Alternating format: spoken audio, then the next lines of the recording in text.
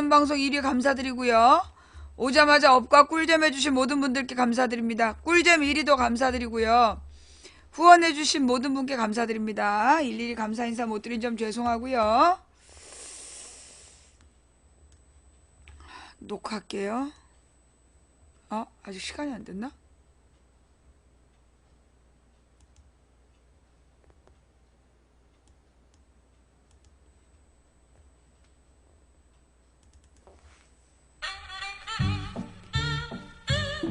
어서오세요, 어서오세요. 서울 도봉구 창동 사는 불량주부 망치부인이 운영하고 있는 생방송 시사 수다방에 오신 것을 환영합니다.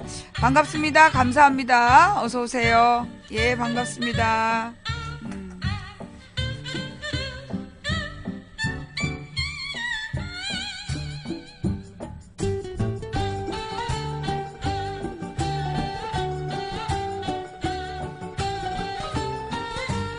자, 후원해주신 모든 분들께 감사드립니다. 어서오세요.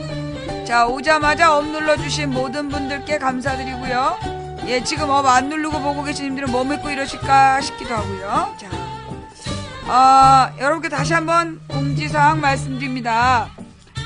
망치부인 방송을 페이스북이나 트위터로 링크 시키는 거는 자유예요. 예, 지금 생방송하고 있는 내용들을 페이스북이나 트위터로 여러분이 링크 시키는 거는 자유이지만 페이스북이나 뭐 유튜브나 트위터나 저의 방송 내용을 생중계 하시는 건 안 돼요. 예, 생중계 하시면 안 되고, 그 다음에 특히 이렇게 좀 금전적 상업적으로 활용될 수 있는 유튜브에는 제가 허락한 4분 이외에는 망치부인의 영상을 업로드 하시면 안 된다는 거. 지금 우리 변호사가 지금 다 일일이 다 지금 취합하고 있어요.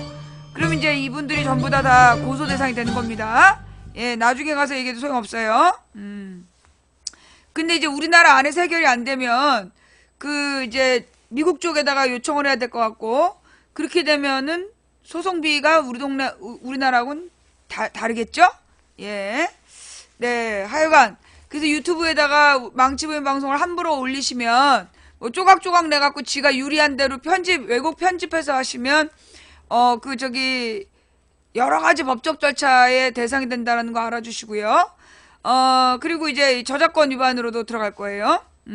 그게 이제 유튜브에 올리는 거는 허락된 4분만 올릴 수 있다. 근데 이제 유튜브의 영상을 페이스북이나 트위터로 이렇게 링크 시키는 거는 자유롭게 될 수 있어요. 근데 만약에 페북이나 트위터로 우리 영상을 뭐라 그럴까, 아예 업로드하고 싶다. 그럴 땐 저한테 따로 허락을 받으세요. 예. 따로 허락을 받고, 그 날짜와 그 설명을 완전히, 설명한 상태에서 올릴 수 있다는 거.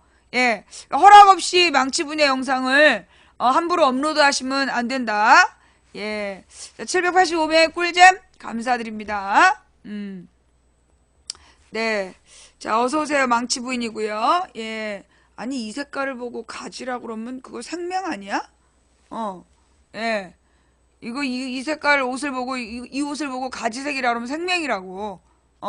왜냐하면 가지색은 훨씬 더 남색에 가까운, 예, 남색에 가까운 보라색이죠? 예. 남보라야, 가지 색깔은. 예. 컴맹이 아니라, 생맹. 생맹. 자, 예. 가지가 덜 익었을 때 이런 색깔이 나요? 내가 덜 익은 가지색은 한 번도 못 봐서. 난 언제나 익은 가지색만 봐서 덜 익은 가지색은 몰라요? 예. 덜 익은 가지색이 이렇게 생겼구나.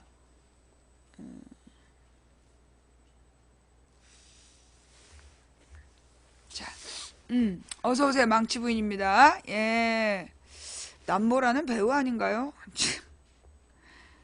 지금 뭐 해보자는 거야? 내가 지금, 농담할 기운이 없어. 정말.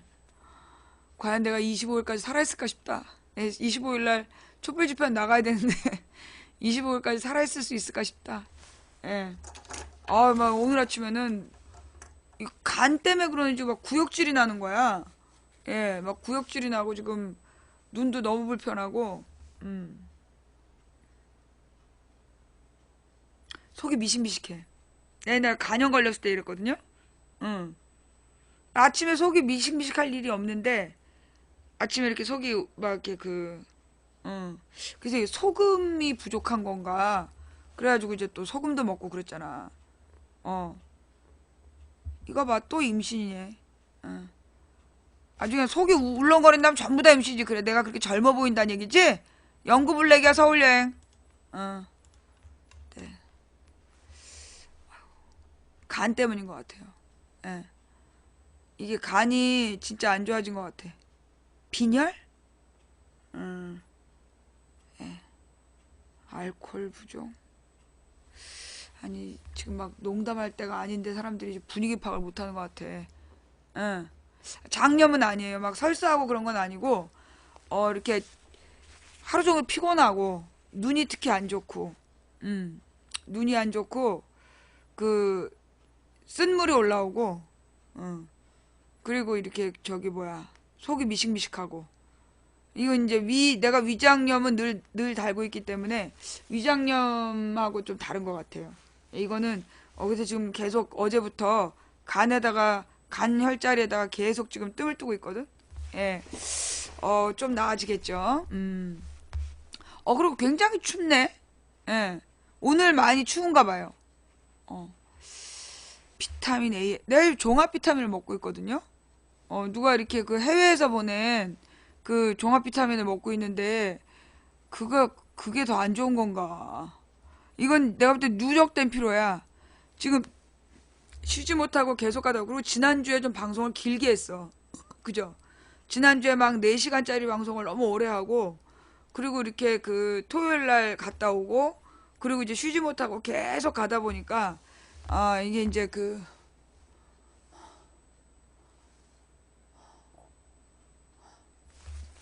여러 가지로 이제 피곤해서 그런 것 같아요. 예. 가슴도 답답하고. 생강차는 이제 염증이 있을 때 먹는 거겠죠. 그러니까 이게 그 뭐지? 간 때문에 눈이 아프면 이 안구 저 깊은 데가 막 아파. 어. 숨차.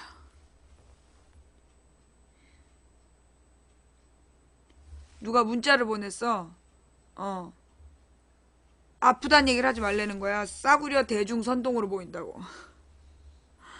어. 예. 말이 나더러 싸구려 대중선동으로 보이니까 아프단 얘기를 하지 말래. 차단했어요.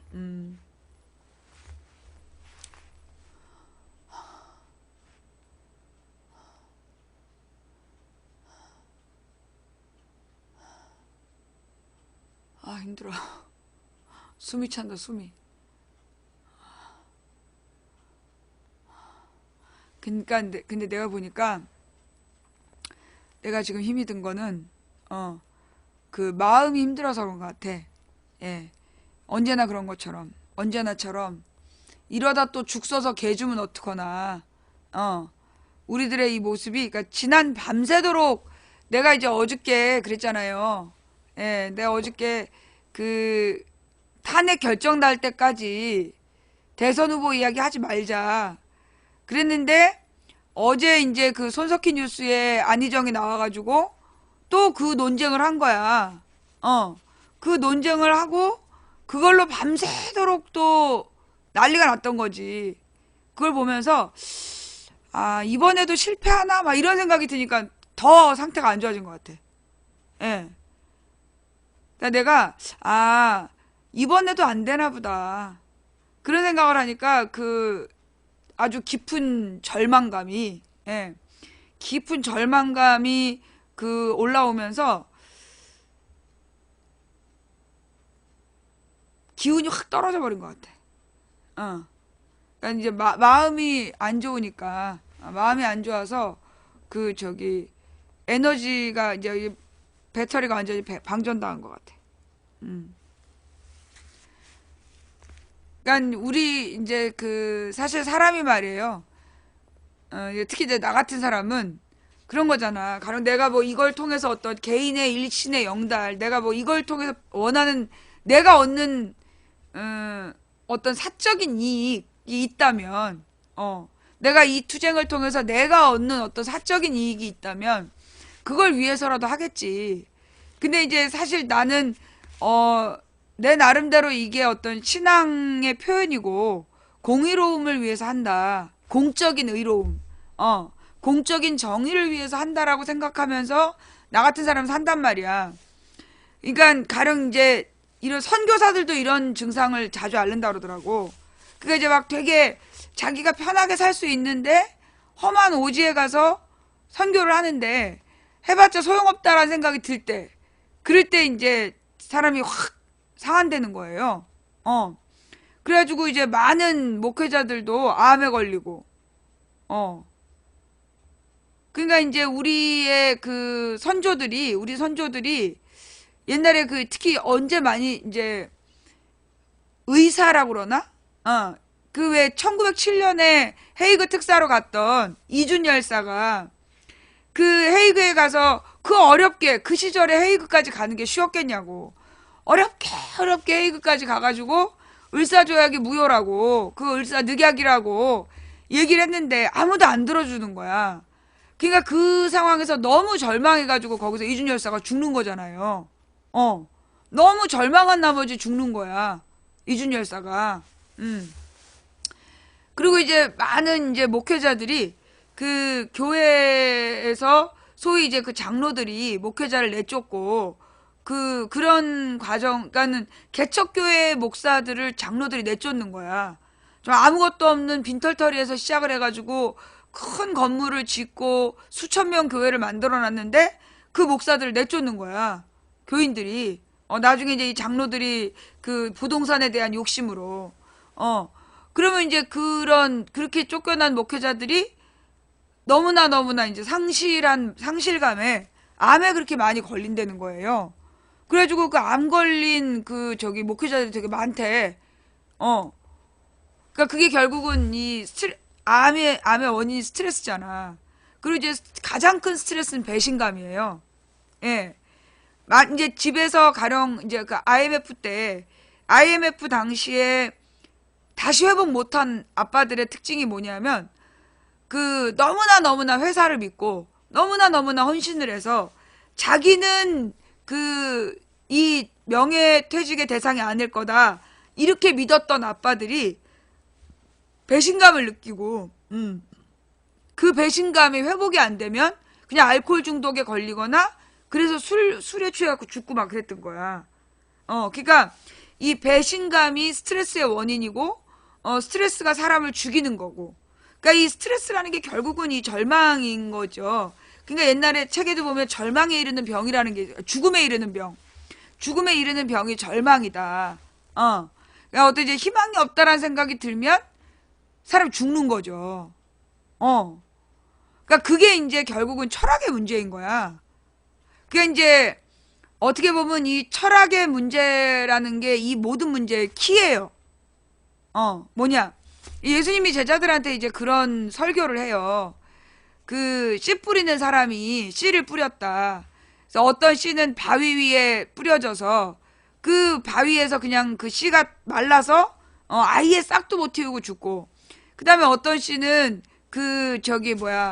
가시밭에 떨어져서 가시밭에서 좀 자라는 듯 하지만 가시에 가려서 못 자라고 금방 죽어가는 게 있고, 그 다음에 이제 또 뭐 돌밭에 자랐던가 뭐 하여튼 그래서 몇 가지가 못 자라. 그리고 이제 좋은 밭에 떨어진 씨앗이 이 100배 20배로 이제 20배 100배 열매를 맺는다라는 이야기를 하시는데, 그게 뭔 얘기냐? 그러니까 이제 어떻게 보면 그 절망감이라는 건 가시밭에 있는 떨어진 씨죠. 예. 절망감이라는 게, 가시밭에 떨어졌다는 거야. 처음에 싹이 터가지고 자라나. 그러다가 이제 그 절망을 느끼게 하는 요소들이 나타났을 때, 거기서 이제 꺾이면, 그게 가시밭에 자라는 거야. 그래서 가시밭에 뿌려진 씨. 말씀은 똑같이 받았는데, 결국 철학의 기초는 똑같이 놓여졌지만, 결국 이걸 얼마나 그 유지해 가느냐, 예, 얼마나 유지해 가느냐의 문제라는 거죠. 그래서 이제 그게 철학인 거야.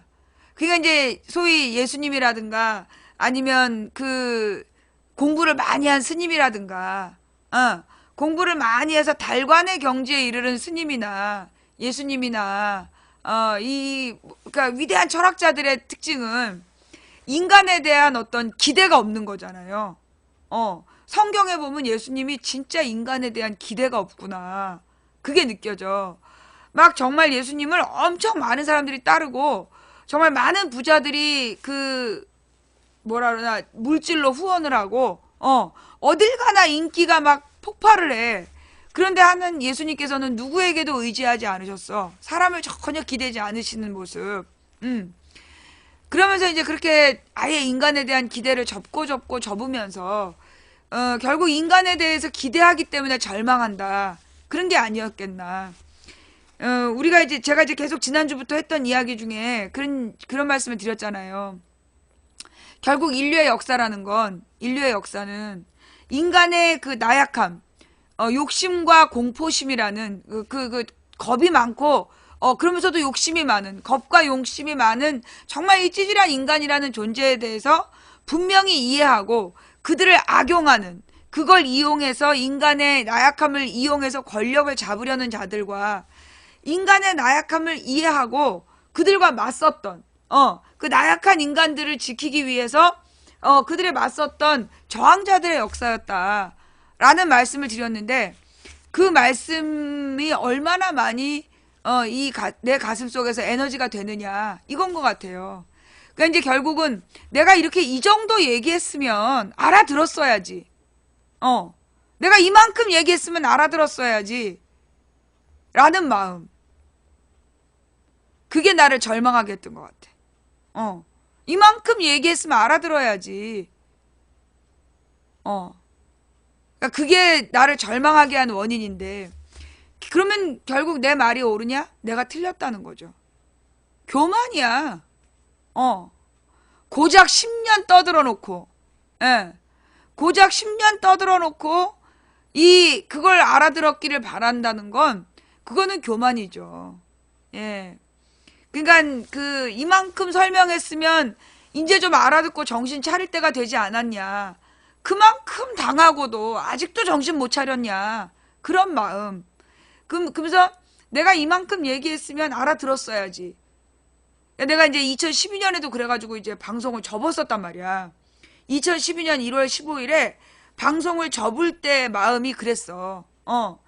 나는 이 그지 같은 방송한다고 목소리도 잃고, 나는 정말 건강도 너무너무나 상할 만큼 그랬는데, 내가 그렇게 외칠 때 사람들이 듣지 않는 걸 보면서 너무나 이제 화가 났던 거지.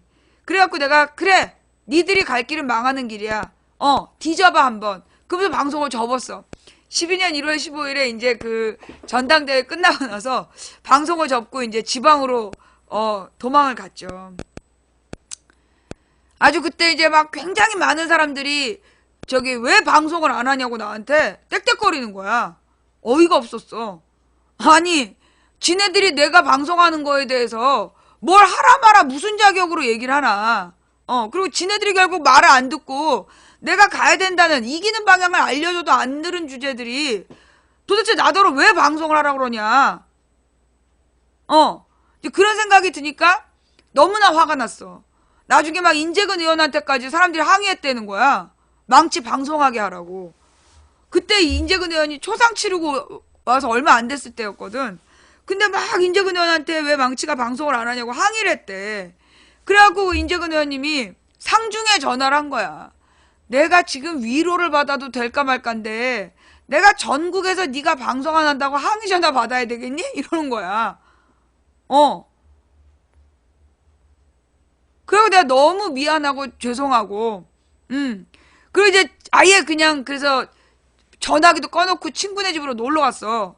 그러다가 이제 식구들하고 전화하려고 전화기를 켰는데, 그때 이제 명진 스님이 전화해가지고, 도대체 쥐 잡다가 어디 갔냐고, 마저 잡고 가라고.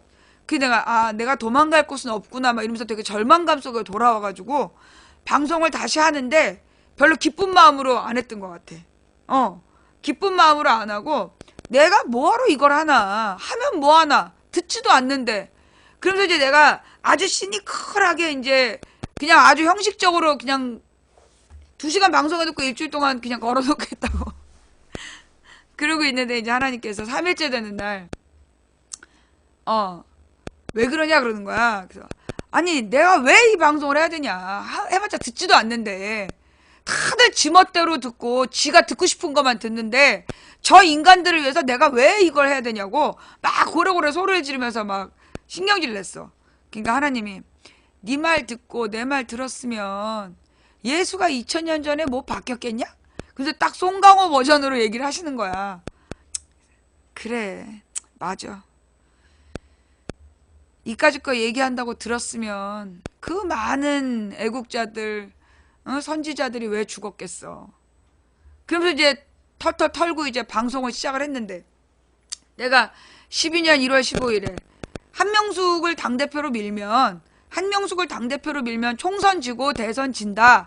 그렇게 분명히 얘기했는데도 기어이 한명숙을 당대표로 그때도 지금 그 누구야 문성근을 지지하는 저 사람들이 그렇게 주장해가지고 한명숙을 당대표 만들었잖아. 그리고 총선을 이제 총선을 해서 과반수도 못하고 지는 거야. 그러니까 막 나한테 와갖고 막 또 흉형질 내는 거야. 어떻게 이럴 수가 있죠? 막 이러면서 어떻게 이 상황에서 질 수가 있냐는 거야. 그래서 내가 한명숙을 당대표 뽑으면 총선 지고 마이크 잡음이 심해요? 예. 내가 한명숙을 당대표로 뽑으면 총선 지고 대선 진다고 분명히 얘기하지 않았냐. 지지직거려요. 아직도? 저 전화기를 내가 옆에 놔가지고. 예. 내가 총선 지고 대선 진다고 분명히 얘기했는데 그때 내 말 안 듣고 한명숙을 뽑아놓고 그 당시에 유행했던 말이 뭔지 알아요? 국민 멘붕. 2012년에 총선 딱 끝나고 나서 인터넷상에 그냥 도배한 말이 국민 멘붕이란 말이었어.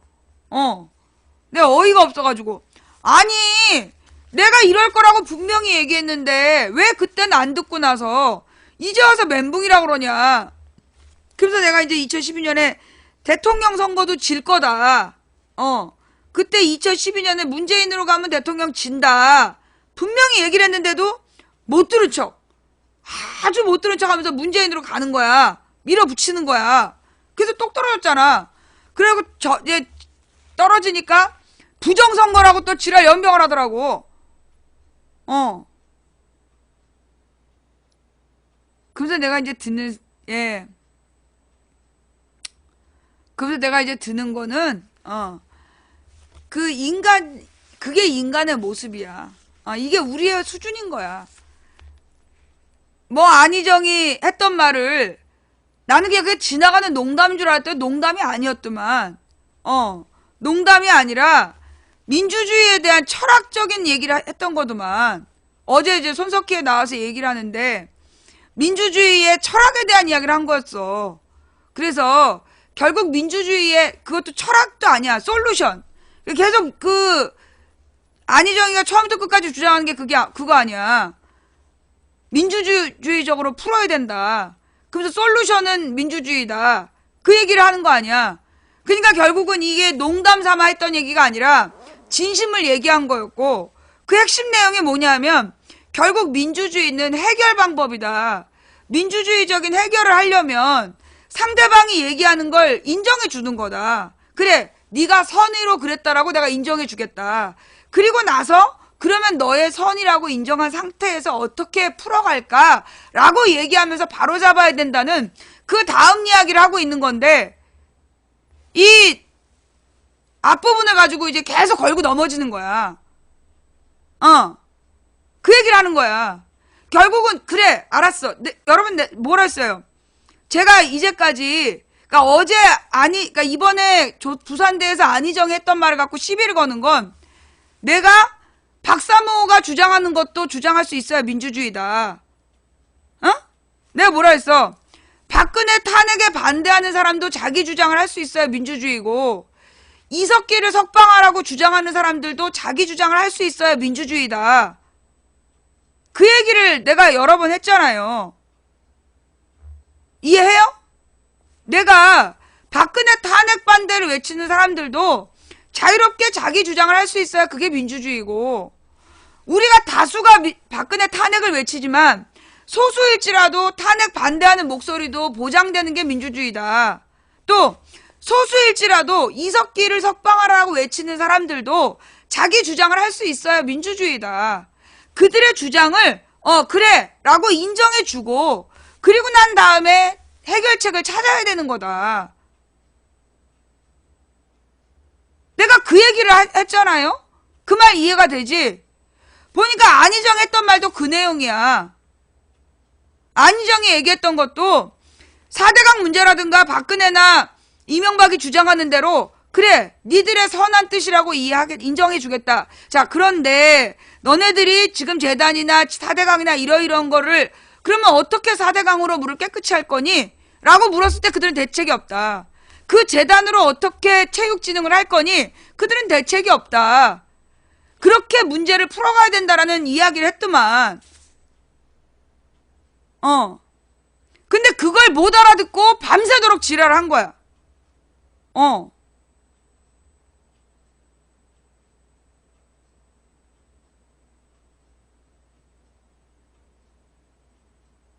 알아듣겠어요? 지금 무슨 얘기인지 이해가 돼요? 아니야, 손석희가 못 알아들은 게 아니야. 손석희가 못 알아들은 게 아니라 손석희는 거기에 대해서 더 철학적으로 질문을 해 들어간 거야. 철학적으로 질문을 해서 들어간 거지. 그걸 선이라고 볼 수 있느냐. 그냥 그의 주장을 인정한다라는 게 아니라 그걸 선하다라고 인정할 수 있느냐라는 걸 묻는 거야. 그러니까 민주주의에 대해서 민주주의는 상대방이 주장하는 걸 온전히 이해해야 된다. 거기서 출발하는 것이라는 것은 이해하겠다. 근데 그것을 선한 뜻이다라고 한 건 잘못 아니냐? 그 부분을 이제 그 손석희는 문제 제기를 한 거고, 그러면서 이제 그 안희정의 모든 말을 다 들은 게 아니라 일부분만 듣고 자기 손석희도 질문한다는 얘기를 한 거였고, 그러면서 안희정이 자기가 솔루션으로 얘기하는 거였다. 그걸 설명한 거야. 어제 손석희 부분은 일단 상대방의 뜻을 이해를 해야, 인정을 해줘야 그 다음에 해법을 찾아나갈 거 아니냐, 민주적으로. 그러니까 손석희도 그걸 이해를 하고 받아들인 거야.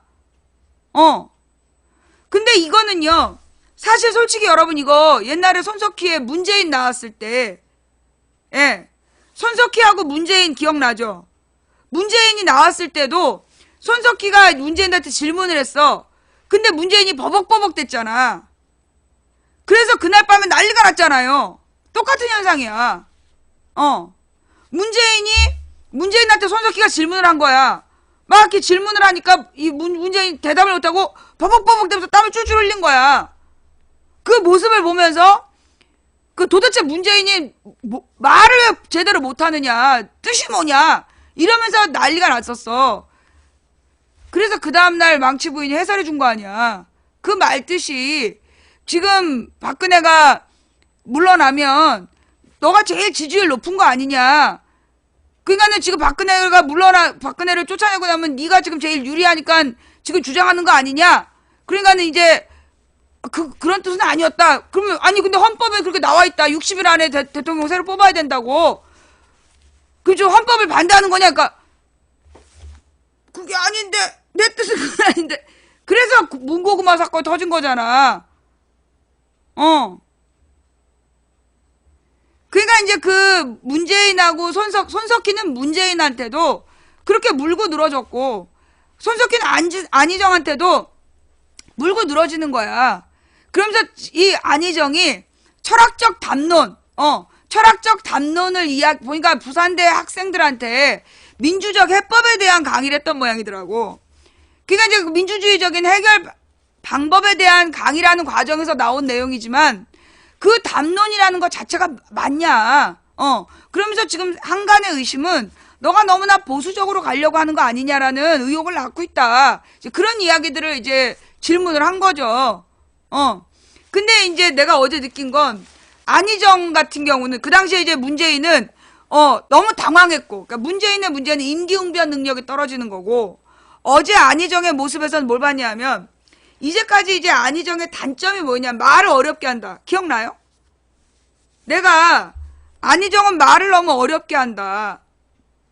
내가 맨날 그 얘기를 했잖아. 안희정은 말을 너무 어렵게 한다. 그리고 철학과를 나와가지고 너무나 추상적인 말을 한다. 그게 대중들을 이해시키는데 한계가 있다. 내가 그 얘기를 지적을 했었는데 어제 그 모습이 나온 거야. 지난번에 손석희 문재인에서는 문재인이 임기응변이 느려. 그러니까 즉각 대응이라든가 순발력이 떨어져요, 문재인은. 근데 이제 그게 문재인이 순발력이 떨어지는 게 단점이지만 그게 장점이기도 한 거야. 무슨 얘기냐? 임기응변을 잘하고 순발력이 좋은 사람들은요, 이리 피하고 저리 피하면서 언제나 이렇게 이리 피하고 저리 피하다가 철학이 없는 행동을 해. 근데 문재인 같은 경우에는 그런 임기응변 능력은 떨어지지만 그래도 이렇게 줄기 있는 길을 가는 그런 스타일이지. 응. 어저께 안희정 같은 경우에는 사실 그 안희정의 말은 솔직히 얘기해서 나는 이해가 됐어. 그래, 맞아. 민주주의라는 게 뭐냐?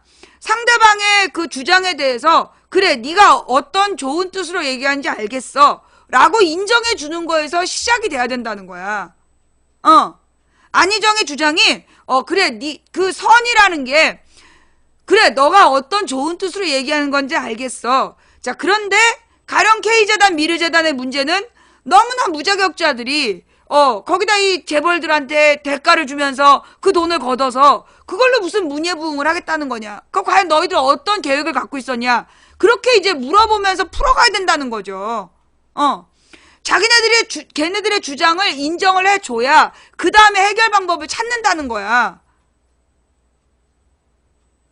근데 안희정의 어법이 이게 무슨 철학 강의도 아니고 그 짧은 시간 동안에 근데 내가 볼 때는 안희정이 거기서 내가 안희정이었다라면 난 이렇게 설명했을 거야. 그 자리에서는 민주적인 해결 방법에 대한 민주적 솔루션을 설명하는 과정이었다.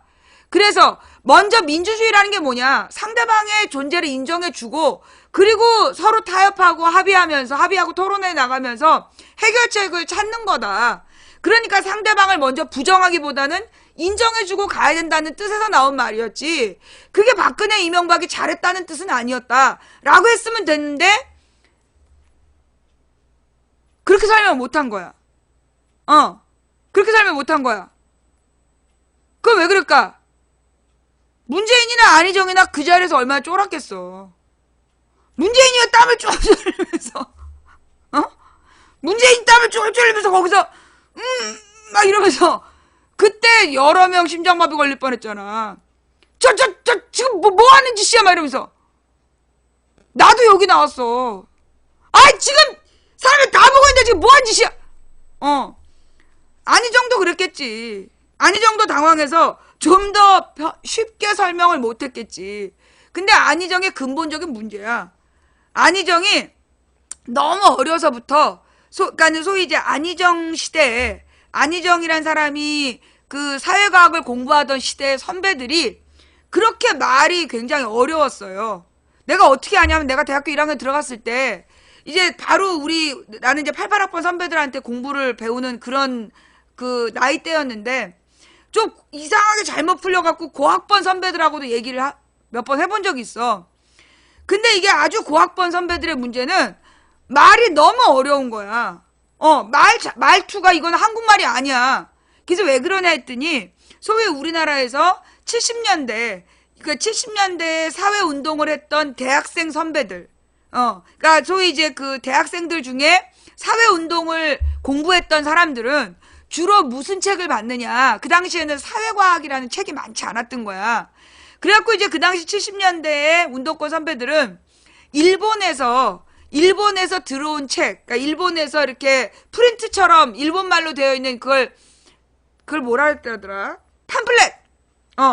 일본에서 이제 짧게 문건으로 정리되어 있는 것들을 일본어로 갖고 와서 그 일본어를 번역을 해가지고 그걸로 공부를 한 거야. 그러니까 이제 마르크스 레닌의 사상을 일본말로 번역해 놓은 걸 다시 한국말로 번역을 하는 그런 과정을 거쳤던 거죠. 아니면 이제 그 뭐 영어로 되어 있는 책을 보거나 그러다 보니까 이 그 선배들의 이 70년대 선배들의 말투가 그러니까 번역체였던 거야. 예, 번역체. 그래갖고 그 70년대 학생운동을 했던 선배들은 말투가 너무 지금도 그 시절 선배들하고 얘기를 해보면 뭐 이런 거지. 뭐 비타협적 어쩌고 저쩌고 제 문제를 논의함에 있어. 외계어야. 이 제자가 모두 제자. 그리고 막 뭐 비타협적 뭐 현실 인식에 어쩌고 저쩌고 막 이러면서 한문이 되게 많이 들어가. 예. 한문이 되게 많이 들어가고 그러면서 번역체이고 그러니까 그러다 보니까 그 사람들이 말하는 거는 내가 볼 때는 외계어였어. 근데 안희정 지사가 무슨 짓을 했느냐? 소위 중학교 고등학교 때부터 그 운동권들이랑 어울렸다는 거 아니야. 중고등학교 시절부터 운동권들이랑 어울리면서 충남대학교 대학생들이랑 어울려서 학생운동에 어울렸다니. 소위 70년대 말에 그런 식의 저 팜플렛 같은 거 번역해보고 그러면서 공부했던 선배들한테 교육받은 사람이 안희정이랑 토론했던 사람들 아니야. 그러니까 그 안희정이랑 토론했던 사람들이 가지고 있는 그런 어떤 철학적인 뭐 논쟁.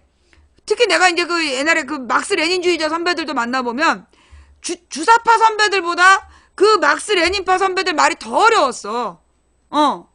막스 레닌 쪽 주장을 하는 선배들은 말투가 진짜 더 어려웠어요. 주사파 선배들은 그나마 좀 약간 말이 순화돼가지고 그래도 이렇게 편하게 쉽게 얘기하는 면이 보였는데 이 PD 선배들은 말을 더 어렵게 하더라고. 그 PD 선배들보다 말을 100배쯤 어렵게 했던 선배들이 소위 안희정이 고등학교 때 만났던 선배들일 거라고. 그러니까 안희정의 말은 실제로 굉장히 막 추상적인 거야. 되게 추상적이고 높은 지식을 갖고 있는 사람들 간에 논쟁을 하는. 그러니까 그 선배들은 우리가 알아듣지 못하는 말로 밤새 싸워. 그런 사람들은요, 그러니까 저녁 때 초저녁에 만났다. 그 밥 먹다가 우연히 말이 시작됐다. 그런데 상대방 말이 마음에 안 든다. 그러면 이제 밤새 논쟁을 해갖고 다음날 아침도 지나서 점심 먹을 때까지 계속 내가 볼 때 똑같은 말인데 그거 갖고 시비 걸고 싸워. 아직도 싸우고 있어. 그 시절엔 그랬어요. 말로 그렇게 보면 내나 무슨 형이상학적 어쩌고 저쩌고. 사회 구성체가 어쩌고 저쩌고. 현 시대의 사구체 논쟁의 본질을 뭐 어쩌고 저쩌고 파악해볼 때 막 한국말로 하라고, 한국말로. 그러니까 이제 그런 식의 이 70년대 말 80년대 초 선배들이 가지고 있었던 굉장히 지식인들의 논쟁 습관. 지식인들의 논쟁 습관이 나는 어제 안희정의 표현 말투를 보면서 그게 굉장히 중요하게 남아있구나. 예. 그러니까 사실 노무현 대통령 같은 경우요. 노무현 대통령이나 김대중 대통령 같은 경우에 특징이 뭐냐면 말을 되게 쉽게 했다는 거야. 그러니까 김대중 대통령 같은 경우 굉장히 방대한 지식을 가지고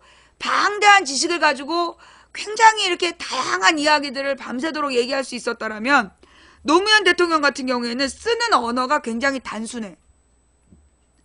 그러니까 뭐 공부를 많이 안 해도 노무현 대통령 말을 들으면 다 알아듣는 거야. 소위 막 그 지식인들의 막 그런 철학적인 논쟁이나 학구적 논쟁하고는 달리 노무현 대통령이 하는 말은 다 알아듣는 거야. 그래서 노무현 대통령이 인기가 있었어. 근데 보니까 어저께 안희정 지사에게서 보여지는 모습은 소위 이제 옛날에 사회 변혁 이론을 가지고 논쟁하던 시절, 사회 변혁 이론을 가지고 논쟁하던 운동권 선배들의 어투나 생각의 틀, 생각하는 방식. 그러니까 우리가 어떤 정보 처리 방식에 대해서 제가 지난번에 얘기했잖아요. 문과생하고 이과생이 생각하는 방식이 다르다라고. 문과생하고 이과생이 생각하는 방식이 다르다는 얘기 지난주인가 지지난주인가 했잖아요. 이과생들은 똑같은 문제를 풀어서 똑같은 답을 내놓고 만족해한다. 근데 문과생들은 답이 똑같으면 쪽팔려 한다. 그 얘기 했잖아. 문과하고 이과가 답을 대하는 자세가 다르다고. 그죠? 그런 것처럼 소위 이제 그게 생각하는 방식인 거야.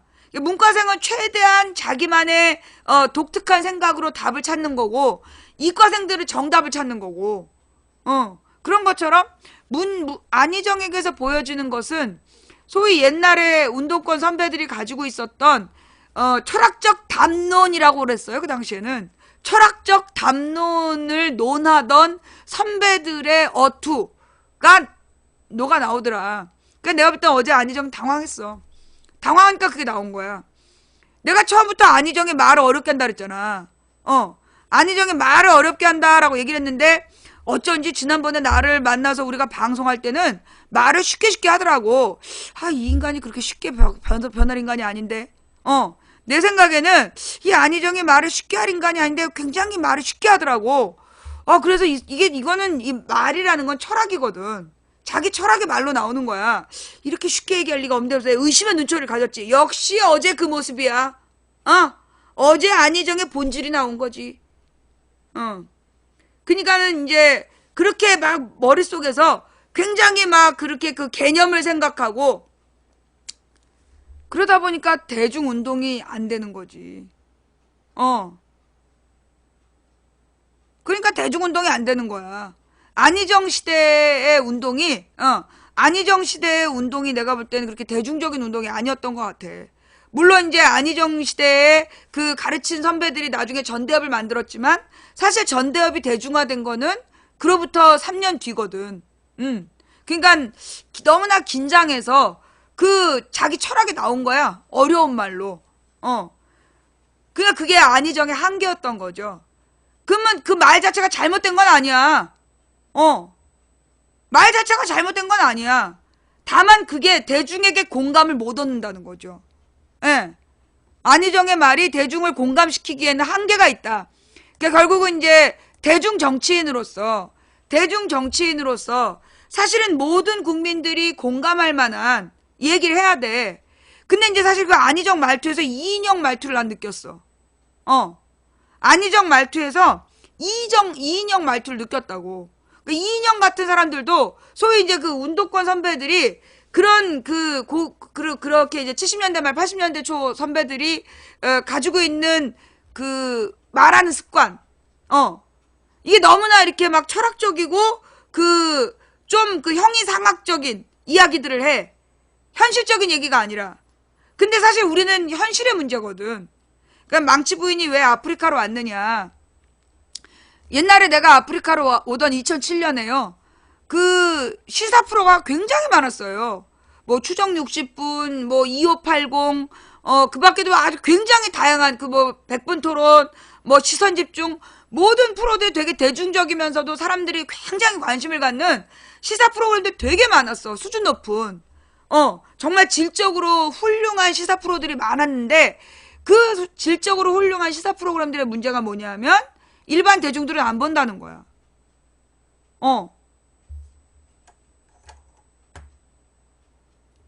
비글즈 들어가는 거, 비글즈가 뭔데? 망부님 비글즈 들어가는 거 진짜인지 너 지금 아까부터 반복적으로 쓰고 있지. 비글즈가 뭐야? 뭐 새로운 뭐 그지 그룹이야? 뭐야? 비글즈가 뭔데? 비굴하다 뭐 이런 거야? 비글즈가 뭐야?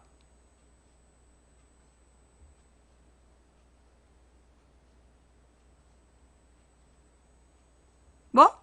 철구님 방송? 철구 크루는 또 뭐야? 철구는 내가 알아. 철구님은 알아. 철구 크루가 뭐야?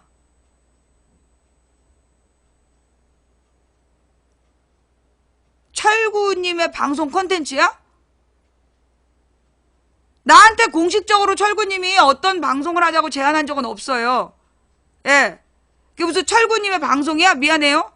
비글즈가 뭔지 몰라서 그랬어.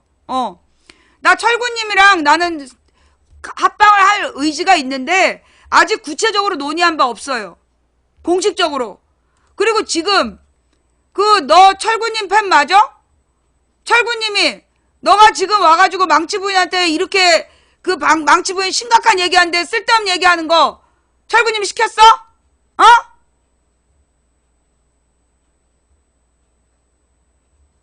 너 철구님한테 이르면 너 털려. 꺼져. 자, 예. 철구님이 정치 방송하는 거야?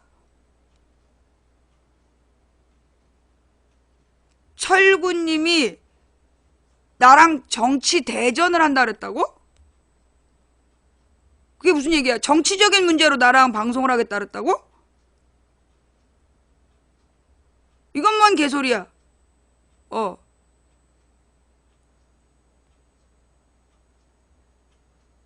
괜히 개소리 하는 거야?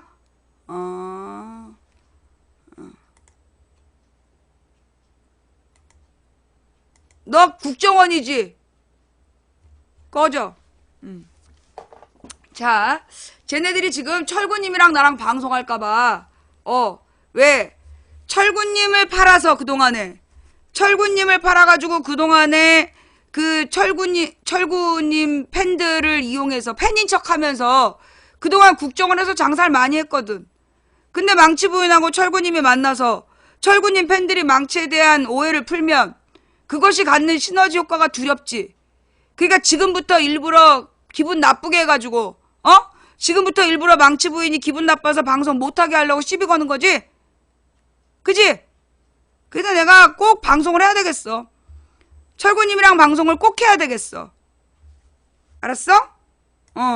너네 지금 망치부인이 어떻게든지 철구님이나 이 아프리카의 게임 BJ들이랑 어울리는 게 싫지.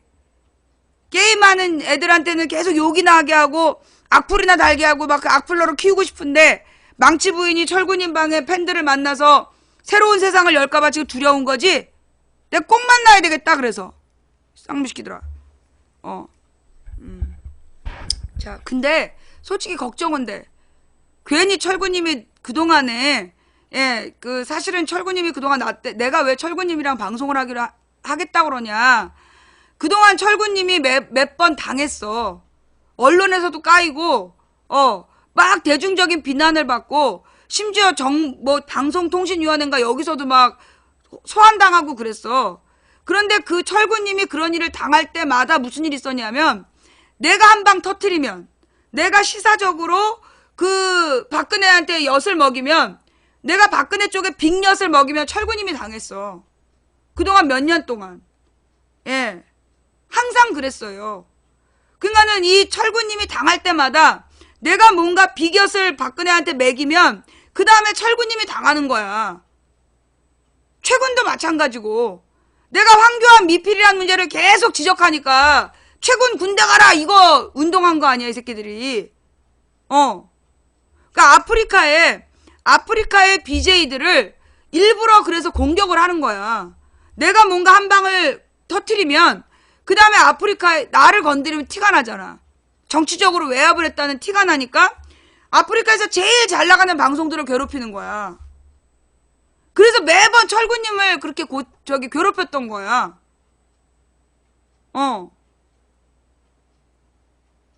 그 최군 군대 가라 이 얘기가 나온 게 그게 2015년 가을이고요. 2015년 가을이 어느 때냐 하면 황교안을 총리로 만드는 과정에 황교안이 옛날에 군대 미필이었다. 근데 군 미필의 사유가 여러 가지가 있을 수 있어. 황교안이는 두드러기라고 미필을 받아. 일단 군역 면제를 받아. 그리고 일주일 만에 두드러기 판정을 받아요. 그런 예가 없다는 거야. 병무청에서 그런 예가 없다는 거야. 병역 면제를 해놓고 그 다음에 두드러기라서 군대 못 간다라는 나중에 진단서가 나온 예도 없고 그 다음에 그렇게 진단서가 나오려면 반드시 뭐가 있어야 되느냐 하면 그 치료받았다는 진료 기록이 들어가야 돼. 근데 진료 기록이 전혀 없는 거야. 그렇게 황교안이가 군역을 모면했다라는 게 밝혀졌어. 그래서 황교안이 미필이라고 우리가 막 반대할 때 그때 최군 군대 가라 사건을 일으켜. 그래서 계속 공격을 하고 망치 부인이 황교안 총리가 군대를 안 갔다 왔다. 군 통수권자인 대통령이 여자라서 군대를 안 갔는데 황교안도 미필이다. 만약에 유사시 어떡할 거냐라고 얘기하면 댓글로 최군도 군대 가라, 최군도 군대 가라 지랄했던 거야. 그리고 내가 크게 이제 박근혜한테 빅엿을 먹여가지고 그게 막 시청률이 올라가고 뭔가 큰 흐름을 바꿔놓으면 꼭 철구님이 당했어. 그래서 내가 미안해서 그 철구님하고 방송을 하겠다 그런 거야. 미안하다. 그러니까 철구님, 어떻게 보면 철구님 팬들은 그냥 재미있게 자기네들의 컨텐츠를 갖고 즐겁게 살았는데 아프리카가 주목받고 망치 부인이 어떤 시사적인 얘기를 해가지고 그 자기네들이 당하면 철구님한테 분풀이한 거야. 망치한테 뺨 맞고 철구한테 분풀이한 거라고. 그래서 내가 철구님하고 그 방송을 하겠다고 그러는 건데 지금 제가 와서 철구님 얘기를 왜 하겠어? 내가 아주 중요한 얘기를 한 거지. 왜 지금 동시에 중계방하고 본방에서 동시에 철구님 이야기를 했을까? 오늘 굉장히 중요한 얘기를 했구나라는 거죠. 자, 여러분, 제가 뭐라 했어요? 지금 내가 밤새 조사해본 바에 의하면 문재인 팬들은 안희정을 안 깠어. 문재인 팬들은 안희정을 안 까는데 그런데 지난 밤새도록 인터넷에서 난리가 났어. 그건 누구야? 국정원이야. 문재인 팬들 단톡방에서는 그 안희정을 안 까드라는 거야. 그게 서로에게 안 좋다라는 걸 알기 때문에 그래서 이 문재인 팬들은 안희정을 안 까는데 그러면 누가 결국 인터넷상에서 안희정을 까는 여론을 주도했겠어? 국정원이야. 그죠? 그러면 이제 국정원에서 왜 안희정을 깠겠냐? 결국 안희정을 까서 안희정 팬들하고 문재인 팬하고 이간질을 시키려고 하는데 그게 안 되고 있는 거야. 그러면 이제 망치 부인이 그 안희정을 까는 사람들에 대해서 지금 반론을 제시한 거잖아. 옛날에 문재인의 고구마론처럼 지금 안희정이 당하는 부분에 대해서 내가 해명을 하고 있는 거잖아. 그러니까 이것들이 지네들이 밤새 까야 되는데 앞으로도 계속 안희정을 밟아서 야권에 희망이 없다라는 그리고 안희정 팬들을 좌절시켜서 나중에 본선에 투표 못하게 해야 되는데 망치가 지금 그 안희정이 설명 못한 부분을 설명하고 논리적으로 해명을 하니까 해설을 하니까 방해해야 되겠다 싶었겠지. 그지? 그래서 본론으로 돌아가면 안희정이 부산대에서 했던 이야기의 핵심은 뭐냐? 안희정이 부산대에서 얘기했던 핵심은 뭐냐면 그 강의 전반적인 내용도 아니야. 어느 한 부분을 딱 집어낸 거야. 박근혜도 이명박도 선의로 자기네들은 선의를 가지고 하려고 했을 거다. 근데 그게 잘 안 된 거다. 그러면 그 앞뒤가 중요하잖아요. 근데 그 앞뒤는 얘기하지 않아. 그 부분만 딱 따가지고 돌렸어. 요게 국정원식이야. 요게 국정원식이야. 그러면 왜 그 부분만 딱 따가지고 돌렸을까? 그게 안희정의 한계예요. 에? 국정원이 그랬다면서요. 안희정이 그렇게 말투가 어렵기 때문에 그리고 안희정의 말투가 굉장히 지식인들하고 어울리는 말투이기 때문에 그 사람의 말을 꼬투리를 잡으면 이거는 앞으로도 반복될 수 있는 문제야. 문재인이 왜 토론에 안 나가냐? 임기응변을 못하기 때문에 토론에 안 나가? 안희정은 매번 나갈 때마다 이런 문제가 생길 수 있다는 거야. 말투를 어렵게 하기 때문에 그 말투를 갖고 아무거나 하나 딱 붙잡아. 그게 무슨 뜻이냐고 시비를 걸잖아. 그러면 설명이 더 어려워지는 거야. 그게 안희정의 단점이야. 그걸 일부러 노린 거야. 한마디로 안희정의 말을 잘 못 알아듣네. 한마디로 철학적인 토론을 해본 적이 없는 사람들이 들을 때는 저게 뭔 개소린가 싶은 일부러 그래서 이건 해명을 해도 어려운 해명 부분이야. 일부러 그런 문제를 던지는 거야. 그래서 뭔가 안희정이 굉장히 잘못했다. 밤새도록 안희정 욕한 사람들 안희정 말 알아듣고 욕한 거냐고. 안희정 말 알아듣고 욕한 거야? 못 알아듣고 욕하잖아. 알아들으면 욕을 안 해. 못 알아들어서 욕한 거야. 못 알아들어서 욕을 하는 건데 그 못 알아듣게 하고 계속 논란을 일으켜야 되거든. 그래서 그 끊임없이 반복적으로 압도적인 다수의 막 그 말 같지도 않은 소리를 계속 떠들게 해서 야권 지지층으로 하여금 지겹다, 질린다, 그걸 노리는 거야.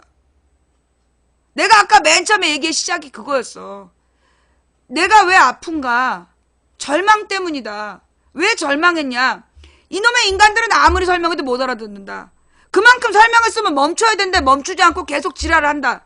그래서 결국 그들이 노린 건 망치 부인이 방송을 그만두는 거야. 너무 지쳐갖고 도저히 아유 내가 뭐하러 이 짓거리를 하나 해서 방송을 그만두게 하려는 목적인 거야. 실제로요. 메일이나 문자로 한 이틀 동안 난리도 아닌 거야. 메일이나 문자로. 아니 어제 방송을 봤으면 진짜 야권 지지층이면 지금은 탄핵에 집중해야 된다라고 결론 내리는 게 정상 아니야? 어? 망치 부인이 어제 방송을 봤으면 그래 지금은 탄핵에 집중하자라고 결론 내리는 게 정상 아니야? 그런데 계속해서 안희정에 대해서 문제 제기를 하면서 안희정에 대한 지지를 철회하겠다는 둥. 야, 나 안희정 지지 안 해. 그러면서 내심 안희정을 지지한대. 나 안희정 지지 안 해. 나는 문재인의 방송으로 부르고 싶었는데 문재인 밑에서 애들이 안 보낸 거야. 그리고 내가 마음속으로 지지했던 건 박원순이야. 박원순이 포기해버리는 바람에 더 이상 나는 대선에 관심이 없어. 근데 일부러 망치 부인이 안희정을 지지하는 것처럼 계속 나한테 시비를 거는 거야. 얘네들이 노리는 건 뭐냐면 아 망치는 자기가 이렇게 얘기를 했으면 더 이상 이런 대선 후보에 대한 얘기를 안 하고 그리고 탄핵에 집중하기를 바랄 건데 그럴 때 괴롭히자. 끊임없이 계속 그러니까 왜 되돌이 하는 거야. 내가 이걸 언제 경험했냐면 2004년에 내가 그 서프라이즈에서 영민 엄마라는 이름으로 논쟁을 할 때 그때 내가 깨달았어. 아무리 내가 이제 논리적으로 쭉 설명을 하면 지들이 논리적으로 말이 안 돼. 그러면 어떻게 되는 줄 알아? 그러면 인정하고 가야 되잖아. 갑자기 사라져. 다른 놈이 와서 맨 첫 번째 질문부터 다시 하는 거야. 내 1번 질문에 대한 답변은 논리적으로 하고 2번 질문에 답변해서 10가지 질문에 대해서 내가 완벽하게 답변을 해.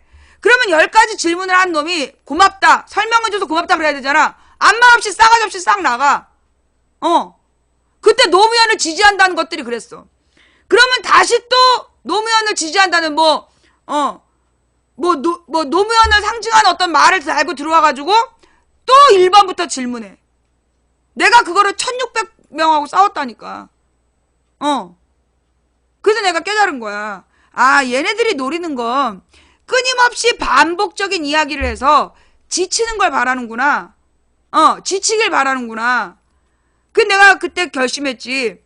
아, 내가 옛날부터 나의 단점이 뭐였냐면 참는 걸 멈추지 못하는 거. 참는 걸 멈추지 못했어. 무슨 얘기냐? 내가 어렸을 적에 3살 땐가 4살 때 계단에서 굴러갖고 어깨가 빠졌는데 3일 동안 그냥 지냈어.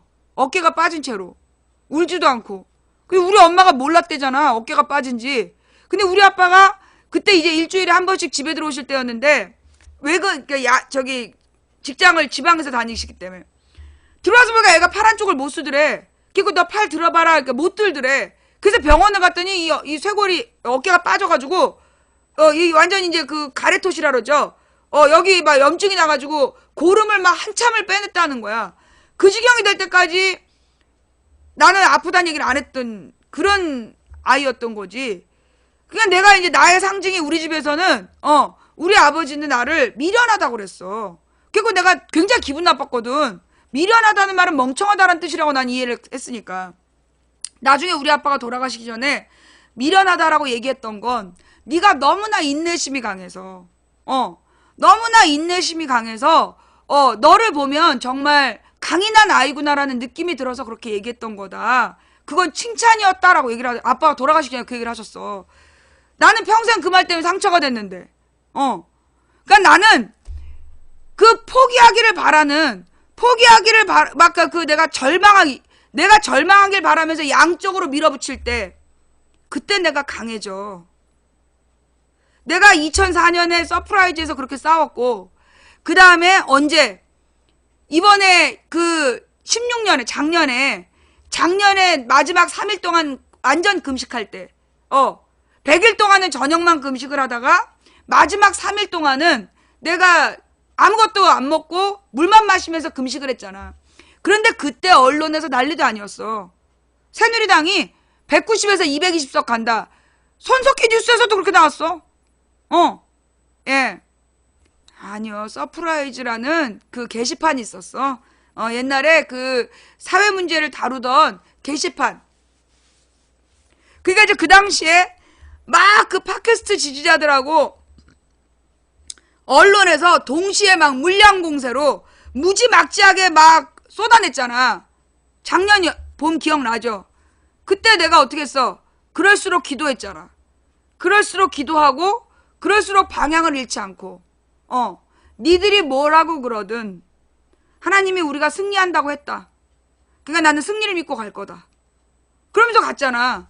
그러니까 얘네들이 지난 그 낯선 사람들이 문자를 되게 많이 보냈고 예, 늘 티가 나요. 낯선 사람들이 이렇게 문자를 많이 보내.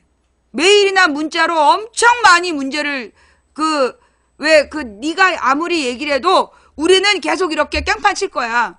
우리는 계속 이렇게 못 알아듣고 우리는 이렇게 그 찌질이 짓을 할 거야. 그런 뜻으로 문자하고 메일을 계속 보내. 그래서 나로 하여금 질리게 하는 거야. 내가 아무리 떠들면 뭐하나. 이것들이 못 알아듣는데 그게 내가 2012년에 그래서 내가 포기했었던 거야. 2012년 1월에 내가 너무나 물량으로 공세에 들어오는 그 애들을 보면서 그래서 내가 포기한 거야. 그래, 총선도 말아먹고 대선도 말아먹어라. 내가 2012년에 그랬어. 그래, 니들 하고 싶은 대로 총선도 말아먹고 대선도 말아먹어라. 그리고 그냥 방송을 접어버렸던 거야. 그때 내가 포기했던 거지. 너무나 밀려드는 진짜 무지막지하게 수만 명이 똑같은 얘기를 하면 사실 질릴 수밖에 없어. 내가 뭔 짓을 하는 건가 싶어서. 그래갖고 내가 2012년에 딱 접었고 그래서 총선 지고 대선을 진 거야. 근데 내가 감옥을 들어가서 깊은 깨달음을 얻었잖아. 어쩌면 내가 포기해서 진 거 아닌가. 내가 2012년에 그 한명숙이 되면 진다. 그러니까 한명숙이 되면 안 된다라고 얘기를 해놓고 한명숙이 됐어. 그래도 포기하지 말았어야 된다. 한명숙이 안 될 거라고 믿고 기도했어야 됐는데 나는 한명숙이 되면 진다라고 기도한 거야. 그래서 한명숙이 됐고 그래서 진 거야. 문재인이 후보가 되면 진다 라고 믿었던 거야. 그래서 문재인이 후보가 됐고 그래서 진 거야. 무슨 얘기인지 알겠어요? 그래서 내가 깨달았어.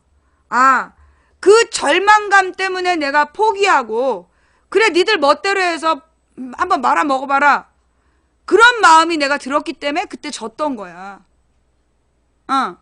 근데 내가 2016년에는 마음이 달라졌다고.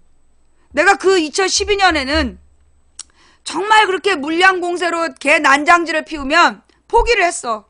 그래. 다 말아먹어라. 난 나중에 니들이 어떻게 말아먹었는지 내가 역사적으로 전달해 줄 테니까 한번 말아먹어라. 그런 생각을 했단 말이야, 12년에는. 근데 내가 15년 9월부터 마음을 고쳐먹고 감옥 가서 깨닫고 15년 9월부터 내가 포기하지 않겠다라고 결심하고 그리고 아마 그때부터 했던 얘기가 포기하지 않겠다는 얘기를 더 했던 것 같아. 그러면서 작년 16년에도 정말 포기할 수밖에 없. 그때 어떤 사람도 망치 부인처럼 얘기한 사람이 없어. 그죠? 누구도 나처럼 여소야대 될 거다. 뭐 더민주가 120에서 130사에 간다. 심지어 더민주가 1등 할 거다. 1당 된다. 그런 얘기 한 사람이 없어. 그런데 나 혼자 그 얘기를 하고 막 굶으면서 갔잖아. 그게 내가 보여준 거야. 우리 시청자들한테. 뭘 보여준 거냐? 포기하지 않으면 이긴다는 거. 근데 이게 가만 보니 이번에도 보니까요. 그 안희정 얘기를 계속 하는 사람들의 특징이 대부분이 처음 문자 보낸 사람들이야. 처음 문자 보낸 사람들이 그렇게 시비를 걸더라고. 그래서 내가 느낀 거야. 이것도 지금 내가 절망하길 바라는 거구나. 이거 내가 절망하길 바라는 거구나. 아무리 설명해도 못 알아듣는다는 걸 보여줘서 그래서 내가 포기하길 바라는 거구나. 라는 걸 깨달았지.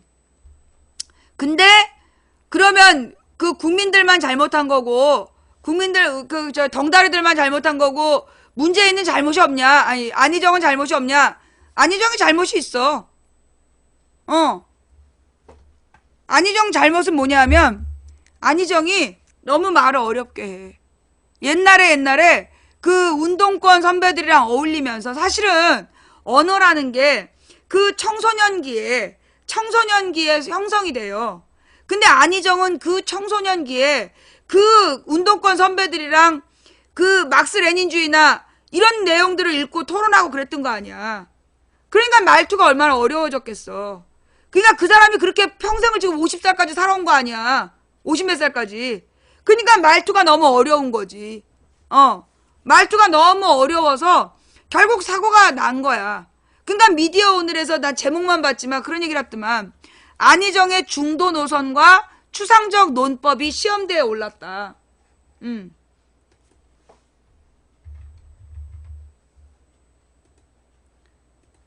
안희정의 중도 노선과 그 추상적 어법이 시험대에 올랐다. 그 표현이 맞는 거예요.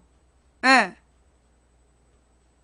그러니까 이제 그 안희정의 그 소위 내가 볼 때 안희정은 그러니까 뭐 솔직히 대통령이 된 다음에 하겠다는 거는 문재인이나 안희정이 차이가 안 나. 똑같아. 문재인이나 안희정이 대통령이 된 다음에 걸어갈 노선은 난 같다고 봐. 다르지 않다. 내나 노무현 대통령이랑 걸었던 방식이랑 비슷할 거라고 봐. 그래서 그렇게 재벌개혁을 칼같이 하지 못할 거다. 재벌개혁을 칼같이 하지 못할 거고 그리고 이 소위 보수 세력하고 진보 세력이 어중간하게 그 동의할 만한 그런 정책을 펼 거다. 그러면서 그 뭐라 그러나 이게 날카롭게 선을 긋기보다는 대연정 같은 통합의 리더십 쪽으로 갈 거다. 그렇게 바라봐요. 그러면 이제 이 개혁적인 지지자 쪽, 개혁 세력 또는 진보 세력이 드립다 갈거 되겠지. 그랬을 때 나는 솔직히 내가 왜 안희정보다는 문재인이 더 마음이 가냐 하면 문재인은 욕을 먹으면 마음이 아파해. 문재인은 욕을 먹으면 미안해하고 마음이 아파하는 게 있어. 근데 안희정 같은 사람은 누가 욕을 하더라도 이게 자기가 소신에 맞다. 그러면 밀어붙일 사람이야. 그래서 그 안희정의 소신이 나는 위험한 기회다라고 보는 거야. 예. 안희정의 소신이 어쩌면 위험한 기회다. 안희정이 정말로 올바른 길을 간다면 엄청난 파워의 에너지가 되겠지만 만약에 안희정이 삐끗하면 잘못되면 그 독재자적인 성향이 나타날 수도 있는 기질을 가졌어. 문재인은 독재자적인 기질이 아니야. 그러니까 문재인이 대통령이 되면 위험 요소는 늘 밑에 사람이야. 문재인이 만약에 대통령이 되면 그 밑에 있는 애들이 최순실 저리 가라로 사고를 칠 거야. 그래서 날마다 욕을 먹을 거야. 그래서 소위 진보 세력들이나 문재인 지지 세력들이 얼굴을 들고 살 수 없을 만큼 문제가 될 거다. 그래서 또 문재인이 욕을 바가지를 혼자 다 먹겠지. 그게 내가 느끼는 문재인의 한계라면 안희정은 지금 누구의 도움 없이 혼자 갔어. 완전히 자기 혼자서 거기까지 간 사람이야. 누구한테도 빚이 없어. 그러니까 자기 주장대로 자기 소신대로 갈 거란 말이야. 그러면 그 안희정이 대통령이 되면 소위 문재인 똘마니들이 저지를 만한 잘못은 일어나지 않겠지. 그런데 안희정 자체가 누구 말도 듣지 않고 자기의 길을 가는 사람이기 때문에 혹시 독재적인 방향으로 가면 어떡하나, 그게 안희정에 대한 나의 두려움인 거야.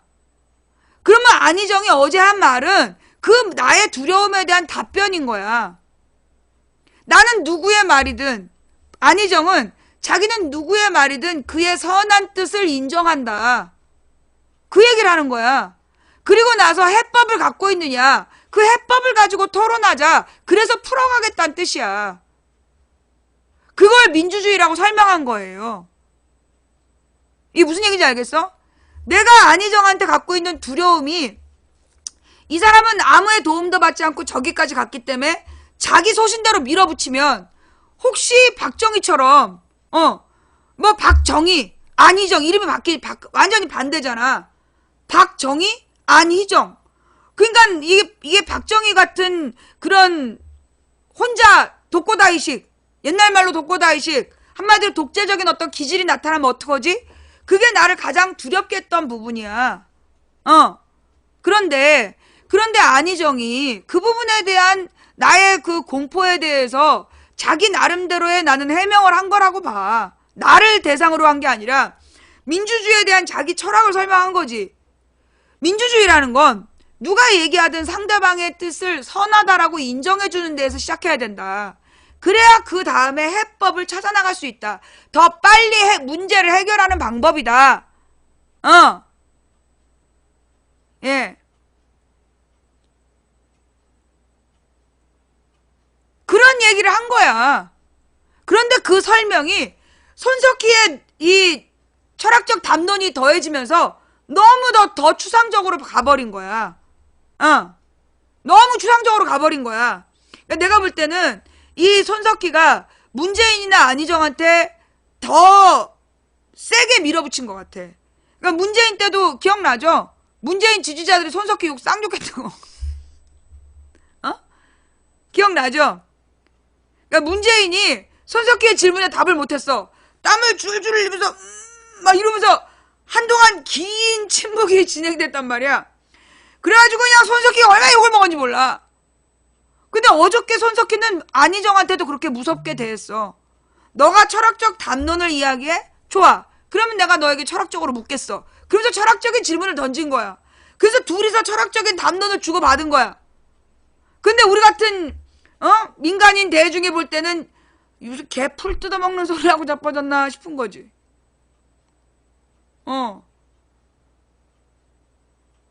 자기네 둘은 철학적인 담론으로 아주 재밌게 토론을 했는지 몰라도 우리 같은 민간인들이 볼 때는 이런 어디서 이 귀한 시간에 개 풀 뜯어먹는 소리를 하고 있나. 그렇게 들린 거죠. 근데 이거는 안희정이 진짜 두고두고 생각해야 될 문제야. 어떻게 보면 안희정이 너무 인기가 갑자기 올라가다 보니까 경계심이 사라진 거야.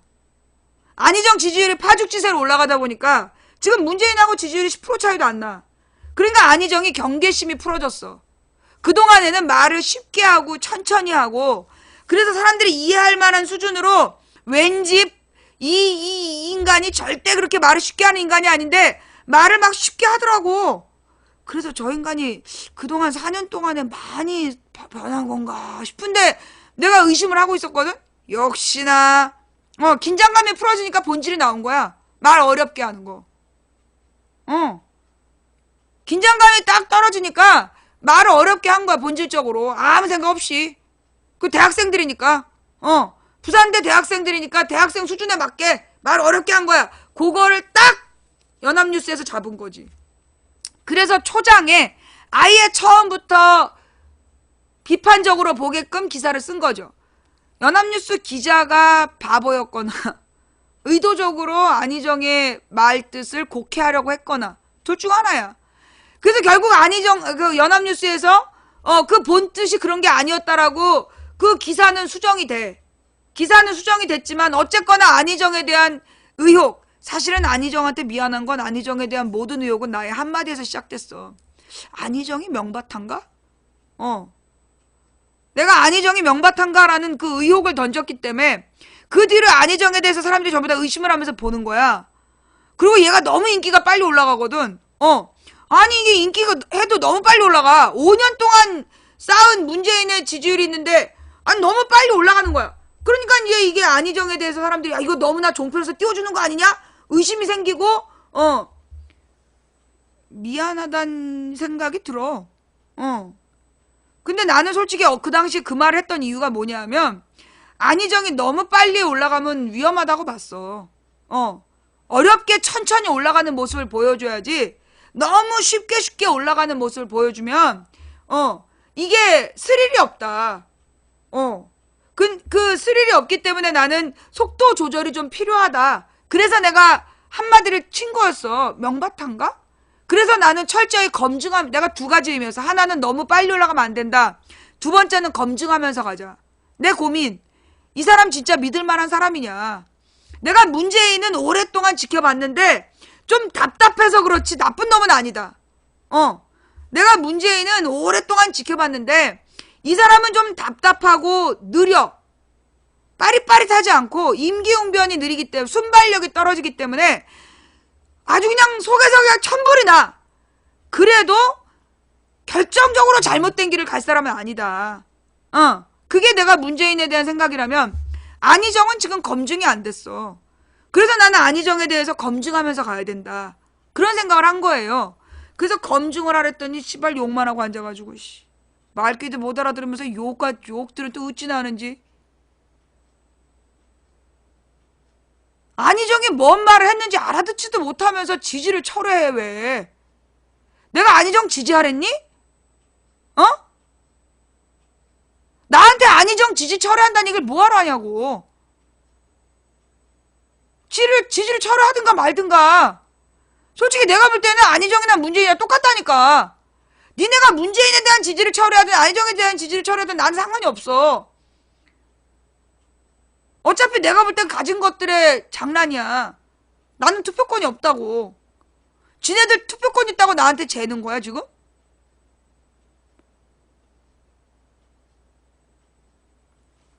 그러니까 그러면서 결국은 지금 이 중요한 때, 정말로 이 중요할 때 언론에서 얼마나 난리가 났어. 지금 이 언론에서요. 그 안희정 문재인 그 난리 났잖아. 뭐 문재인이 안희정의 선에는 이해했다. 해명은 이해하는데 안희정의 발언에는 분노가 없다라고 문재인이 얘기를 해. 그러니까 안희정이 또 그 말을 딱 받아친 거야. 나는 분노를 조직화하고 싶지 않다. 무서운 논쟁이야 이거. 이거 지금 문재인하고 안희정 사이에 어마어마한 지금 만약에 그 말을 근데 보니까 그 말을 둘 다 했어. 이거 진짜 무서운 논쟁이에요.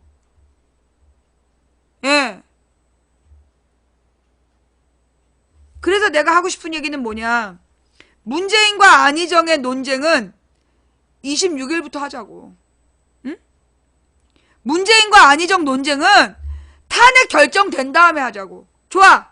내가 이번에 탄핵 결정되면 내가 대선에 대한 관심을 끌려고 그랬는데 문재인과 안희정에 대해서 내가 본격적으로 내가 한번 들이대볼게. 본격적으로 그들의 말에 대해서 비판이라는 게 뭔지를 한번 보여주겠어. 둘 다 재기불능할 정도로 한번 밟아줄 테니까 각오들 해. 대신 일단 탄핵부터 한 다음에 응? 탄핵부터 진행된 다음에 문재인이든 안희정이든 재기불능할 정도로 한번 밟아주겠어. 니네가 받는 게 뭔지 한번 내가 가르쳐줄 테니까 한번 두고 봐.